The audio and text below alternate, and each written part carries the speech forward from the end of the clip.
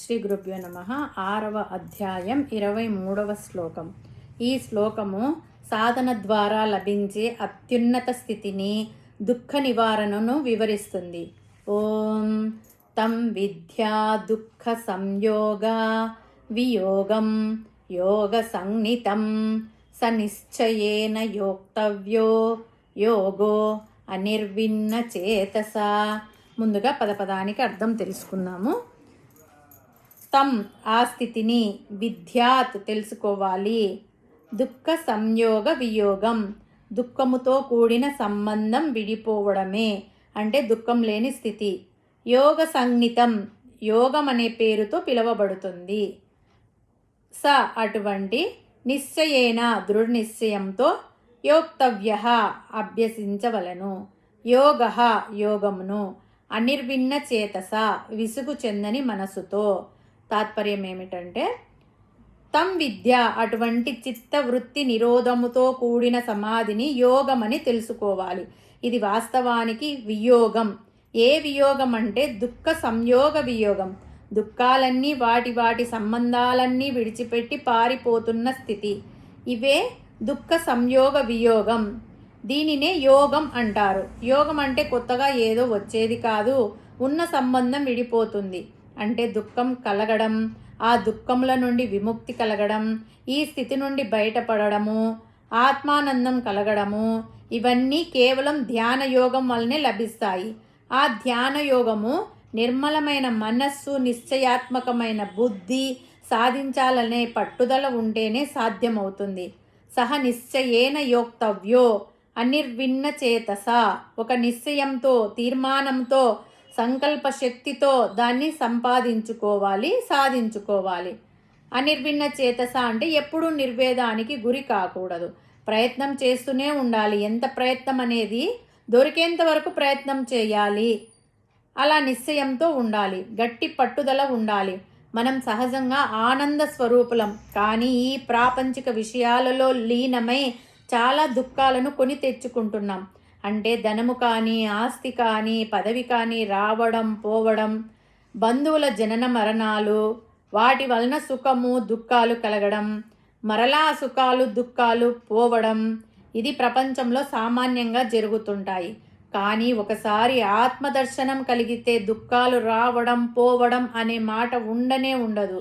ఇది ఒక అలౌకిక స్థితి. అటువంటి స్థితి ఎవ్వరికి దక్కుతుంది అంటే అనిర్విన్న చేతస అంటే కలత చెందని మనస్సు కలవాడు, ధీరోద్ధాత్తుడు, నిశ్చయాత్మక బుద్ధి కలవాడు, పట్టుదల కలవాడు, అభ్యాసం చేసేవాడు, ఎన్ని ఆటంకాలు వచ్చినా పట్టిన పట్టు వీడనివాడు, నిరాశ నిస్పృహలు లేనివాడు, నిరాశావాదం వదిలినవాడు. అటువంటి వారికి ఇది దక్కుతుంది. ఎంతటి గట్టి పట్టుదల ఉండాలి అంటే ధ్రువుడు, ప్రహ్లాదుడు వంటి మహాభక్తులు ఎన్ని కష్టాలు ఆటంకాలు ఎదురైనా నిరంతరము భగవన్నామ స్మరణలో జీవితాన్ని గడిపారు. ఈ శ్లోకంలోని అనిర్విన్న చేతసాకు ఇది నిదర్శనం. ఒకవేళ ఆటంకాలు వచ్చినా వాటిని భగవంతునికి వదిలిపెట్టి సాధన కొనసాగించాలి. అప్పుడే సాధన పరిపూర్ణమవుతుంది. నేటి ఆధునిక కాలంలో మనిషిని ఒత్తిడి, ఆందోళనలు చుట్టుముడుతున్నాయి. ఈ శ్లోకము మనకు 2 ముఖ్యమైన పాఠాలు నేర్పుతుంది. ఒకటి, లక్ష్య సాధన. మనం ఏదైనా పని మొదలుపెట్టినప్పుడు ఆటంకాలు ఎదురైతే వెంటనే నిరుత్సాహపడతాము. కానీ కృష్ణుడు విసుగు చెందకుండా ప్రయత్నించమంటున్నాడు. రెండోది, స్థితప్రజ్ఞత కావాలంటున్నాడు. బయట పరిస్థితులు మనల్ని బాధ పెడుతున్నప్పుడు మన లోపలికి మనం ప్రయాణించి ప్రశాంతతను వెతుక్కోవడమే నిజమైన యోగం. దుఃఖం మనల్ని తాకకుండా ఉండాలంటే మనస్సును పరమాత్మపై, లక్ష్యంపై లగ్నం చేయాలి. దీనిని మనము ఒక ఉదాహరణతో చెప్పుకుంటే, ఒక ఊరిలో ఒక శిల్పి ఉండేవాడు.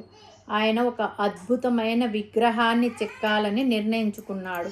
కానీ అతను సెలెక్ట్ చేసుకున్న రాయి చాలా కఠినంగా ఉంది. ఒక వారమంతా శిల్పి ఉత్సాహంగా పని మొదలుపెట్టాడు. కానీ ఆ రాయి సహకరించడం లేదు, గట్టిగా ఉంది. దానితో చేతులు నొప్పులు పుట్టాయి. అయినా వదలలేదు. 2వ వారంలో ఉలి దెబ్బలకు రాయి పగలలేదు. సరికదా, శిల్పికి నీరసం వచ్చింది. ఇది నా వల్ల కాదు అని అనిపించింది.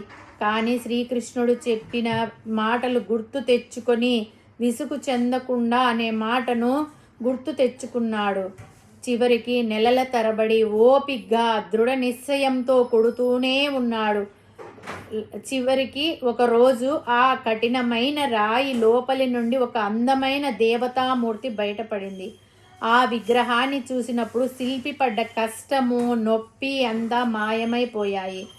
శిల్పి పడిన కష్టము, సాధన, విగ్రహం పూర్తయ్యాక కలిగిన ఆనందము, ఇవన్నీ యోగం.